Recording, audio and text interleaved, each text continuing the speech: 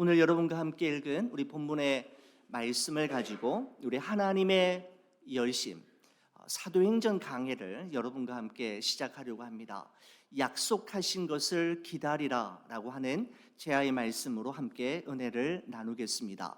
우리 신년 첫 주일을 맞이하면서 여러분에게 좋은 시 하나 선물로 드리려고 합니다.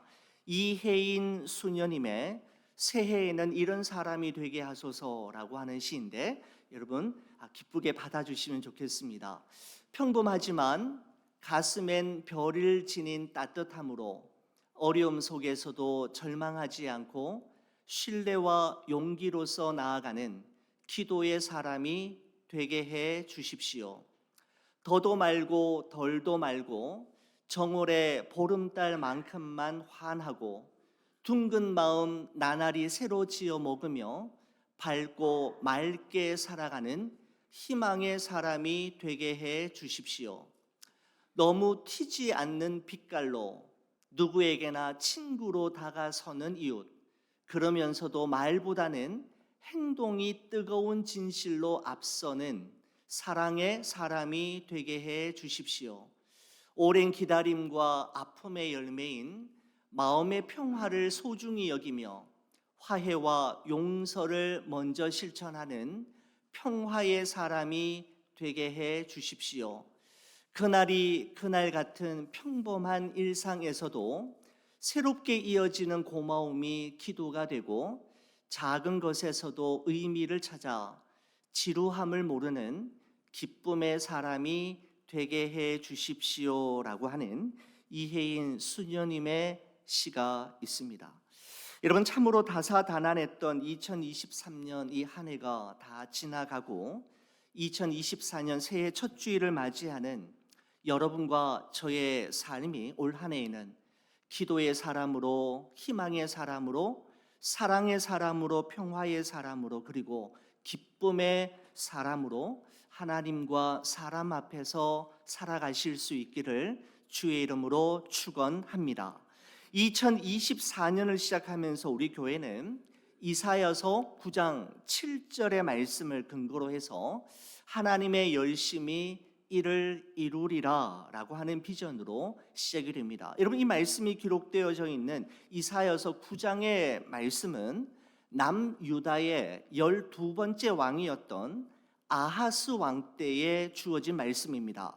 BC 740년경부터 고대 근동 지역의 패권을 장악하기 시작한 아수르 제국에 저항하기 위해 아람과 북이스라엘은 손을 잡고 한 마음을 가지고 연합 전선을 구축하였습니다.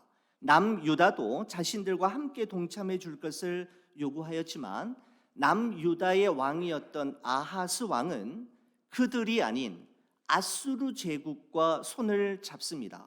이에 분노했던 아람과 북이스라엘 연합군이 남유다를 침공하는 사건이 일어나게 되는데, 그때 남유다는 즉각 아수르의 도움으로 당장 발등에 떨어진 불은 끄게 되지만 이후로 아수르를 섬기는 또 아수르에 의해 엄청난 고난과 수모를 당하게 될 뿐만 아니라 북이스라엘은 결국 아수르에 의해 멸망당하게 되는 것이죠. 여러분, 이처럼 흑암과 절망으로만 가득했던 하나님의 백성 북이스라엘과 남유다에게 하나님께서는 한 줄기 소망의 빛을 약속하시는데, 그것은 한 아기가 너희들 가운데에서 태어나게 될 것이라는 약속이었습니다. 이사야서 9장 6절의 말씀에 보면 이런 말씀이 있습니다. 이는 한 아기가 우리에게 낳고 한 아들을 우리에게 주신 바 되었는데 그의 어깨에는 정사를 메었고 그의 이름은 기묘자라 모사라 전능하신 하나님이라 영존하시는 아버지라 평강의 왕이라 할 것임이라 라고 말씀하고 있습니다. 이사야 선지자는 하나님께서 이 세상에 보내주실 한 아기가 어떤 존재인지를 설명하기 위해 다음과 같은 단어들을 사용하였습니다. 기묘자와 모사, 전능하신 하나님, 영존하시는 아버지, 그리고 평강의 왕인데, 여러분, 이 이름으로 오게 될 아기가 누구입니까? 바로 예수 그리스도이지 않습니까? 여러분, 그러면서 이사야서 9장 7절 마지막 부분에 보면 이렇게 되어 있습니다. 만군의 여호와의 열심이 이를 이루시리라 라고 결론 짓고 있는 것이죠. 하나님의 열심으로 말미암아 예수 그리스도께서는 이 세상에 오셨고, 그로 말미암아 흑암과 절망으로 가득했던 이 세상은 새로운 소망과 희망의 빛으로 환하게 밝혀지게 되었습니다. 여러분, 이 모든 일들은 사람의 열심과 계획으로 이루어낸 일이 아니라 하나님의 열심으로 이루어진 일이었습니다. 여러분, 2023년 우리 교회에 주신 이 비전인 하나님의 열심히 이를 이루리라 라고 하는 이 표현을 지난 한 주간 뿐만 아니라 작년 연말에 계속해서 묵상하고 또 함께 이 말씀을 생각하면서 사도행전의 말씀이 생각이 났습니다. 여러분, 사실 성경 66권 모든 내용이 하나님의 열심으로 이루어진 일과 이루어질 일들에 대한 기록이라고 할 수 있겠지만, 여러분, 그 중에서도 사도행전의 말씀이야말로 하나님의 열심이 가장 선명하게 드러난 백미의 말씀이다라는 생각이 들었던 것이죠. 그래서 새로운 한 해를 시작하면서 여러분과 함께 이 사도행전의 말씀을 나누면서 초대 교회 때의 하나님의 열심에 의해 이루어진 일들이 무엇이었는지를 살펴보는 것과 동시에 2024년 하나님께서 우리 가운데 이루실 일들은 무엇일지, 그리고 그 일들을 위해 오늘 우리가 준비하고 해야 할 일들이 무엇인지를 말씀 속에서 찾아내고 그 말씀 붙잡고 기도한다면 하나님의 열심히 이루실 이가 무엇인지 시간이 지날수록 보다 선명하게 드러나게 될 것이고, 이 말씀이 우리 교회와 우리 가정을 통해 이루어지게 될 것이다라고 하는 확신을 가지게 되었던 것이죠. 여러분, 저는 이 사도행전 이 강의를 시작하면서 윌리엄 캐리라고 하는 영국의 구두 수성공이 했던 말이 기억이 났습니다. 모든 사람의 반대에도 불구하고 조국 영국을 떠나 인도 내지 선교를 떠났던 이 윌리엄 캐리가 그의 마지막 그 영국을 떠나면서 했던 위대한 고백이 있습니다. 이런 고백이죠. 하나님으로부터 위대한 일들을 기대하라. 하나님을 위하여 위대한 일들을 시도하라 라고 하는 고백이었습니다. 여러분, 제가 먼저 여러분과 함께 이 구호를 외쳐볼 텐데, 제가 먼저 하나님으로부터 위대한 일들을 기대하라 라고 하면 여러분들께서는 하나님을 위하여 위대한 일들을 시도하라, 이렇게 한번 해주시는 겁니다. 여러분, 준비되셨지요? 우리 같이 한번 하겠습니다. 제가 먼저 하는 겁니다. 하나님으로부터 위대한 일들을 기대하라. 하나님을 위하여 위대한 일들을 시도하라. 아멘. 하나님의 열심으로 이루어질 일들을 기대하며 기도하고 하나님의 영광을 위하여 끊임없이 시도하고 도전함으로 2024년 이 한 해가 우리의 생애 가운데, 그리고 우리 좋은 비전 교회의 역사 가운데 영원히 잊지 못할 기념비적인 역사들이 많이 일어나기를 축원합니다. 여러분, 신약 성경을 펼치게 되면 가장 먼저 나오는 것이 이제 사복음서이지 않습니까? 마태복음, 마가복음, 누가복음, 요한복음이라고 하는 우리 사복음서인데, 여러분, 이 사복음서의 내용은 예수님이 누구이신지, 그 예수님이 왜 이 세상에 오셨는지, 그리고 그가 이 세상에 오셔서 어떤 일을 하셨는지에 대한 내용이라고 할 수가 있지요. 예수님의 공생의 3년 기간을 중심으로 해서 그가 하셨던 사역들, 그가 전하셨던 복음의 내용이 바로 이 사복음서에 고스란히 담겨져 있다면, 이 사복음서 다음에 나오는 사도행전의 말씀은 예수님께서 하늘로 승천하신 이후 약 30년 동안에 예수님에 의해 갈릴리에서 시작된 이 복음이 어떻게 예루살렘과 온 유대와 사마리아와 땅끝까지 전해지게 되었는지, 그리고 그 복음이 전해지는 곳에는 어떤 일들이 일어나게 되었는지를 기록하고 있는 책이 바로 사도행전이라고 할 수가 있는 것이죠. 오늘 여러분과 함께 처음으로 살펴보게 되는 이 사도행전 1장 1절에서 5절까지의 말씀은 사도행전 전체의 서문이라고 할 수가 있는데, 1절과 2절에 다음과 같은 말씀으로 시작이 되겠습니다. 여러분 성경책 한번 보시겠습니까? 1절 2절입니다. 제가 한번 읽겠습니다. 데오빌로여, 내가 먼저 쓴 글에는 무릇 예수께서 행하시며 가르치시기를 시작하신부터 그가 택하신 사도들에게 성령으로 명하시고 승천하신 날까지의 일을 기록하였노라 라고 말씀하고 있습니다. 사도행전은 좀 특별한 형식으로 시작이 됩니다. 데오빌로여라고 하는 어떤 사람의 이름을 부르는 형식으로 시작이 되는데, 데오빌로라고 하는 이름의 뜻은 하나님을 사랑하는 사람이라고 하는 의미입니다. 그러니까 사도행전의 저자가 데오빌로라고 하는 한 사람에게 어떤 중요한 사실을 전하기 위해 기록된 책이 바로 사도행전이라고 할 수가 있는 것이죠. 여러분 이름을 부른 후에 이렇게 이야기합니다. 내가 먼저 쓴 글에는 이라고 하는 표현이 나옵니다. 먼저 쓴 글이 있다라는 것은 사도행전을 쓰기 전에 데오빌로에게 보낸 또 하나의 글이 있었음을 의미하는 것이다 라고 볼 수가 있는 것이죠. 여러분 그러면 이 데오빌로라고 하는 이름이 성경에 또 나오는 곳이 있을까요? 그렇습니다. 딱 한 군데 더 나오는 곳이 있는데 바로 누가복음에서 이 데오빌로라고 하는 사람이 등장하게 됩니다. 누가복음 1장 1절에서 4절의 말씀에 보시면 이렇게 되어 있습니다.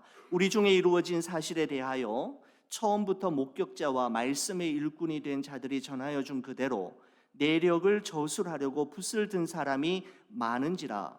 그 모든 일을 근원부터 자세히 미루어 살핀 나도 데오빌로 각하에게 차례대로 써보내는 것이 좋은 줄 알았노니 이는 각하가 알고 있는 바를 더 확실하게 하려 함이로라 라고 말씀하고 있습니다. 여러분 그래서 신학자들은 누가복음의 저자인 누가가 사도행전을 기록했다라는 사실에 동의하고 있는 것이죠. 동일하게 데오빌로라고 하는 사람에게 서신을 보내고 있기 때문입니다. 여러분 그래서 사도행전 1장 1절에서 데오빌로여 내가 먼저 쓴 글에는 이라고 하는 표현에서 내가는 누구를 말하느냐 하면 누가를 이야기하는 것이고, 내가 먼저 쓴 글이란 누가가 먼저 보낸 누가복음을 이야기하고 있는 것이죠.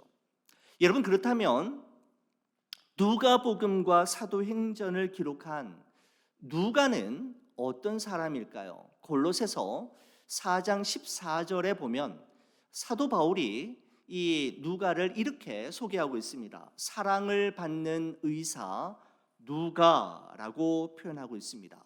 여러분 누가는 예수님의 12 제자들 중에 한 사람은 아니었지만 의사가 지닌 예리한 관찰력과 지적인 사고 위에 성령의 감동하심이 더해짐으로 말미암아 제자들을 통해 들은 예수님에 대한 이야기와 제자들을 통해 들은 예수님이 전하신 복음의 내용을 정확하게 이해하고 정리해서 누가복음과 사도행전이라고 하는 주옥 같은 글을 남기게 되었던 것이죠. 여러분 누가복음과 사도행전의 이 두 권의 분량을 합치면 사도 바울이 기록한 바울서신 13권을 합친 것보다도 내용이 더 많습니다. 여러분 그리고 사도 요한이 기록한 요한복음과 요한 1, 2, 3서, 요한계시록을 합친 것보다도 누가가 기록한 누가복음과 사도행전의 양이 훨씬 더 많지요. 그래서 신약 성경의 30% 정도를 누가가 기록했을 정도로 누가는 성령으로 충만했던 사람이고 하나님의 말씀을 기록하기에 하나님이 보시기에 너무나도 적합했던 인물이었습니다. 여러분, 그러면 데오빌로는 누구일까요? 여러분, 성경학자들은 말하기를 누가복음 1장에서 우리가 살펴보았던 대로 데오빌로 각하라고 하는 여러분 그런 표현이 있었던 것을 우리가 보았지 않습니까? 바로 로마의 고위 관료였을 것이다 라고 이야기하지만 실제 이름인지 아니면 가명인지는 확정할 수 없는 것이 사실입니다. 다만 예수님에 대해서 호감을 가지고 있었고 진리에 대한 목마름과 갈증을 느끼고 있었던 사람임에는 분명합니다. 여러분, 종합해 보면 누가복음과 사도행전은 누가가 예수님과 그가 전하셨던 복음에 대한 진리를, 그 진리에 대한 갈증과 갈망을 가지고 있는 데오빌로라고 하는 사람에게 보낸 글이라고 보시면 되는 것이죠. 여러분, 이어서 3절의 말씀을 보시겠습니다. 예수님께서 십자가에 죽으시고 부활하신 후에 하늘로 올라가시기 전 40일 동안에 예수님은 이 세상에 계시면서 무엇을 하셨는지에 대한 기록인데 3절의 말씀을 보면 이렇게 기록합니다. 그가 고난을 받으신 후에 또한 그들에게 확실한 많은 증거로 친히 살아계심을 나타내사 40일 동안 그들에게 보이시며 하나님 나라의 일을 말씀하시니라 라고 기록하고 있습니다. 여러분, 예수님께서는 이 땅 위에서의 마지막 40일을 무엇을 하며 보내셨는가 말씀하고 있는데 바로 지난 3년 동안 제자들에게 말씀으로 삶으로 가르쳐 주셨던 하나님 나라의 일을 다시 한번 말씀하시는데 사용하셨다라는 것이죠. 예수님이 누구이신지, 그 예수님이 왜 이 세상에 오셔야만 했고 왜 이 세상은 그 예수 그리스도를 반드시 필요로 해야만 했는지, 그리고 성경대로 죽으시고 말씀대로 3일 만에 부활하신 내용들을 제자들에게 다시 한번 정리해 주심으로써 그들로 하여금 제자의 삶, 증인의 삶을 살아가도록 복음을 전할 만반의 준비를 하시는 것으로 이 땅 위에서의 마지막 40일을 보내셨던 것입니다. 여러분, 그런 후에 4절에 그들에게 중요한 두 가지를 부탁하시는 것을 볼 수가 있습니다. 4절 말씀 보시겠습니까? 사도와 함께 모이사 그들에게 분부하여 이르시되 예루살렘을 떠나지 말고 내게 들은 바 아버지께서 약속하신 것을 기다리라 라고 말씀하고 있습니다.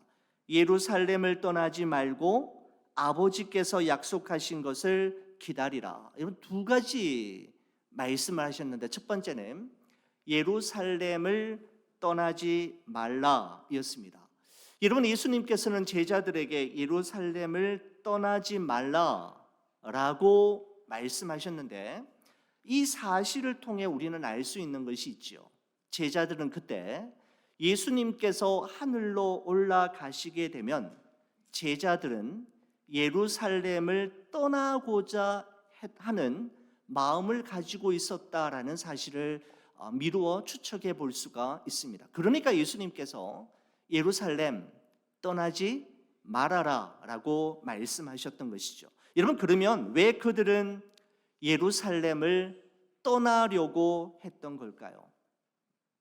여러분, 제자들에게 있어서 예루살렘은 상처와 아픔의 기억이 고스란히 남아있는 장소이자 실패와 좌절을 경험했던 곳이 바로 예루살렘이었습니다. 여러분, 예루살렘은 그들이 가장 사랑하고 따랐던 예수 그리스도를 배반하고 도망쳤던 장소이었을 뿐만 아니라 자신의 삶 속에서 일어나지 말아야 할 일들이 일어났던 장소이자 보지 말아야 할 것을 보았던 자리가 예루살렘이었죠. 왜냐하면 바로 그 예루살렘에서 예수님은 십자가에 달려 죽으셨기 때문입니다. 그리고 예루살렘 종교 지도자들은 이제 제자들을 향해 칼끝을 겨누고 그들을 체포하기 위해 혈안이 되어 있었던 것입니다.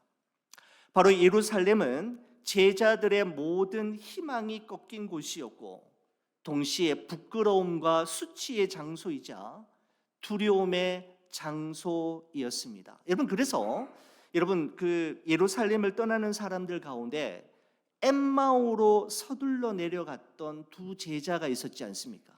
바로 그들 역시 예루살렘에 더 이상 머물고 싶지 않았던 것이죠. 상처와 아픔, 넘어짐과 실패, 부끄러움과 수치의 기억이 고스란히 남아있는 곳이 바로 예루살렘이었기 때문입니다. 그런데 예수님께서는 제자들로 하여금 예루살렘을 떠나지 말라라고 하셨습니다. 여러분, 왜 예루살렘을 떠나지 말라라고 하셨던 걸까요?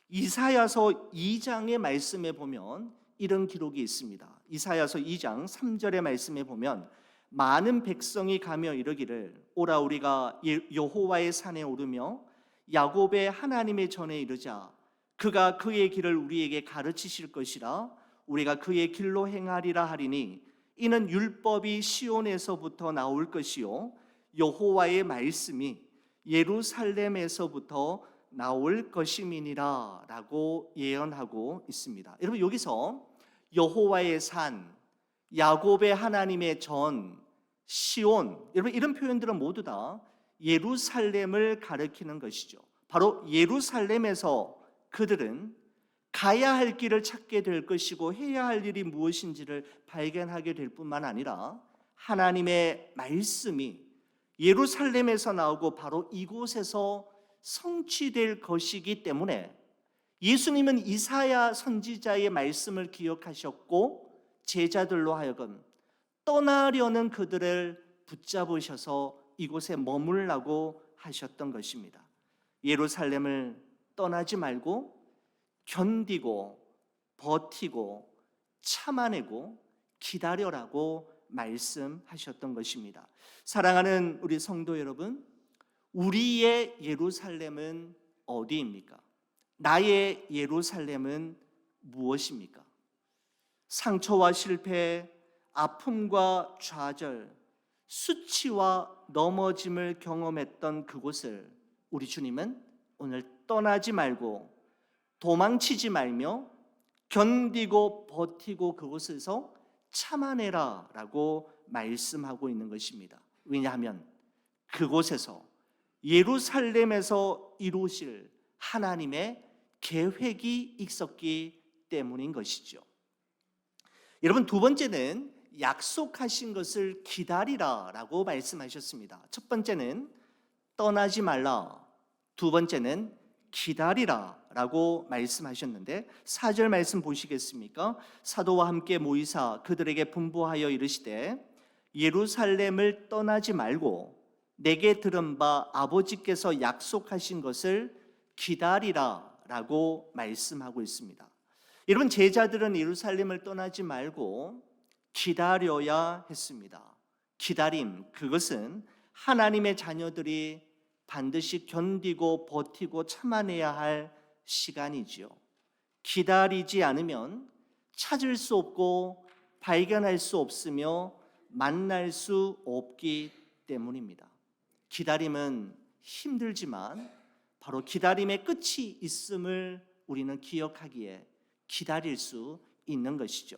여러분, 제자들은 예루살렘을 떠나지 않고 기다려야 했는데 그러면 무엇을 기다려야 했습니까? 4절 말씀 마지막 부분에 보면 이렇게 기록합니다. 아버지께서 약속하신 것을 기다려라. 여러분, 그렇다면 아버지께서 약속하신 것이 무엇일까요? 5절 말씀에 나와 있습니다. 요한은 물로 세례를 베풀었으나 너희는 몇 날이 못되어 성령으로 세례를 받으리라 하셨느니라 라고 말씀하고 있는데 바로 아버지께서 약속하신 것은 성령이었습니다. 바로 이 성령을 받기 위해 제자들은 예루살렘을 떠나지 말아야 했고 받을 때까지 예루살렘에 머물러 기다려야만 했던 것이죠.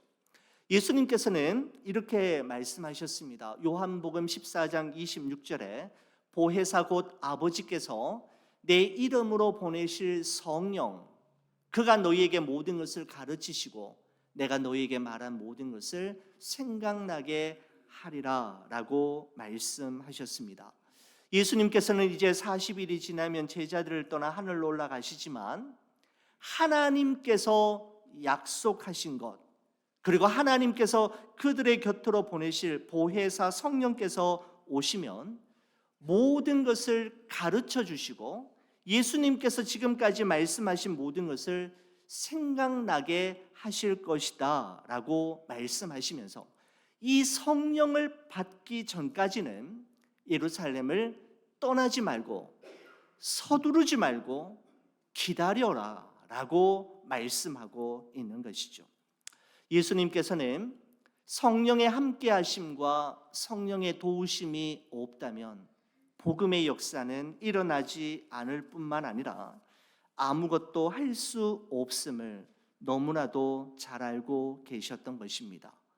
여러분, 사실 사도행전에 기록된 모든 기적들과 사건들, 그리고 전무후무한 기록들이 28장까지 계속될 수 있었던 것은 사람의 노력과 열심으로 가능했던 것이 아니라 그들의 배후에 그들을 도우시며 그들과 함께 하시고 생각나게 하시고 가르쳐 주셨던 성령님께서 역사하셨기 때문에 가능했던 일이지요. 하나님의 열심으로 이루어질 일을 보기 위해 성령님께서 우리 인생 가운데 행하시는 일을 보기 위해 우리가 해야 할 필수적인 일은 우리의 예루살렘, 우리의 자리를 떠나지 않는 것과 하나님의 약속이 이루어질 때까지 기다리는 것입니다. 사랑하는 우리 성도 여러분, 우리 새해를 시작하면서 함께 나누게 되는 이 사도행전의 말씀을 통해서 그때 그곳에서 일어났던 하나님의 역사가 오늘 이곳에서도 우리 가운데에서도 재현되어지기를 주님 앞에 함께 기도하기를 바랍니다. 하나님의 열심으로 이루어질 그 일들을 바라보면서 자신의 위치를 떠나지 말고 견뎌내고 버텨내고 참아낼 수 있기를 축원합니다. 또한 서두르지 말고 무리수를 두지 말고 하나님의 뜻이라 속단하지 말고 성령님보다 앞서가지 말고 하나님께서 약속하신 것을 기다려낼 수 있기를 간절히 바랍니다. 하나님의 열심은 떠나지 않는 자와 기다리는 자들을 통해 이루어질 것임을 사도행전은 초두에 우리에게 말씀하고 있습니다. 지난 한 주간 참 많이 불렀던 찬양 가운데, 개인적으로 많이 불렀던 찬양 가운데 이 찬양이 있었습니다. 주님 말씀하시면 내가 나아가리라. 주님 뜻이 아니면 내가 멈춰서리라. 나의 가고 서는 것 주님 뜻에 있으니 오 주님 나를 이끄소서라고 하는 찬양과 함께 이 가사를 붙들고 기도하였습니다. 이 찬양의 고백처럼 우리의 모든 나아감과 멈춰섬이 하나님의 뜻과 이끄심에 있기를 주의 이름으로 간절히 축원을 드립니다.